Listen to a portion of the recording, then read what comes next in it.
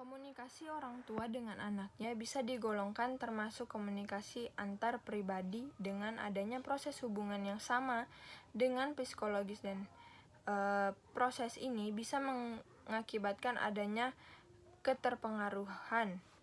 Komunikasi antara pribadi merupakan pengiriman pesan dari seseorang yang telah diterima orang lain yang efek dan umpan balik langsung. Hal ini menurut pendapat De Vito.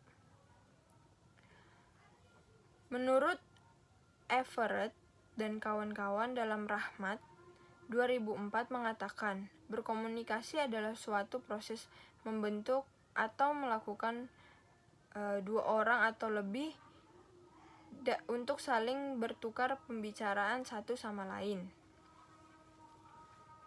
Hubungan orang tua dengan anak bisa dibilang berkualitas apabila keduanya dekat, menyukai satu sama lain dan berkomunikasi dengan keduanya adalah hal yang menyenangkan dan saling terbuka hingga saling tumbuh sikap rasa percaya. Dilandasi komunikasi berkualitas dengan adanya rasa percaya, saling terbuka dan dorongan yang positif untuk anak supaya diterima dengan baik dan disampaikan oleh orang tua dalam Rahmat 2007. Lalu selanjutnya ada faktor yang mempengaruhi kualitas komunikasi.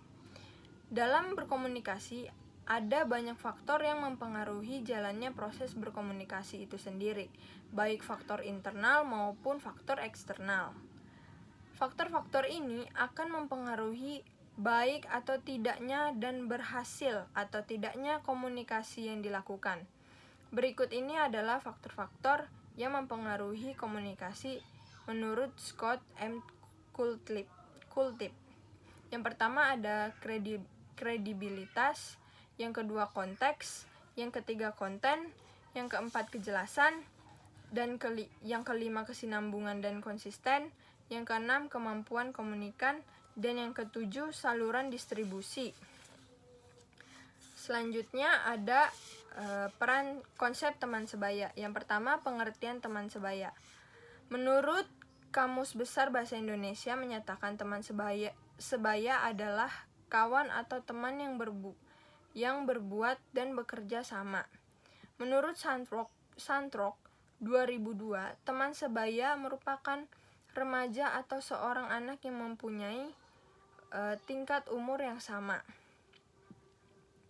Definisi tersebut bisa dikatakan bahwa teman sebaya adalah orang yang saling berinteraksi dan mempunyai beberapa kesamaan dari usia, pola pikir, minat, atau hal yang lainnya.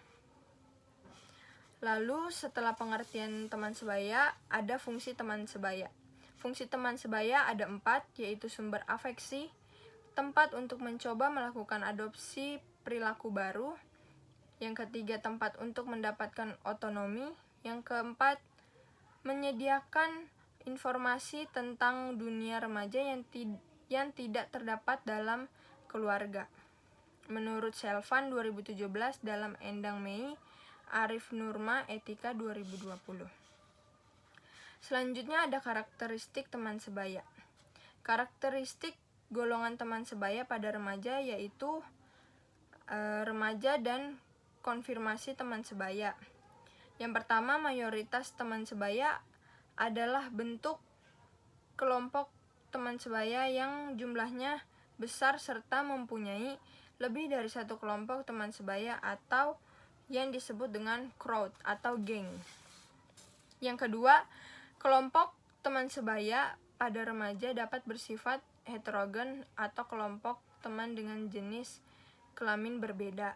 Dan yang ketiga, kelompok teman sebaya pada remaja memiliki kecenderungan pengaruh yang lebih besar dibandingkan pengaruh dari lingkungan. Menurut Kurul 2008 dalam Endang Mei dan Arif Nurma Etika 2020. Yang keempat, teman sebaya merupakan anak atau remaja yang memiliki tingkat usia dan tingkat kedewasaan yang setara. Dalam konteks remaja, teman sebaya adalah sekumpulan individu yang memiliki minat dan pengalaman yang sama, saling melakukan interaksi, mempunyai tujuan yang sama, dan menganut aturan yang sama dalam Nawar 2013. Selanjutnya ada jenis teman sebaya. Jenis teman sebaya yang pertama ada sahabat karib, kelompok Chilquest, kelompok Courage,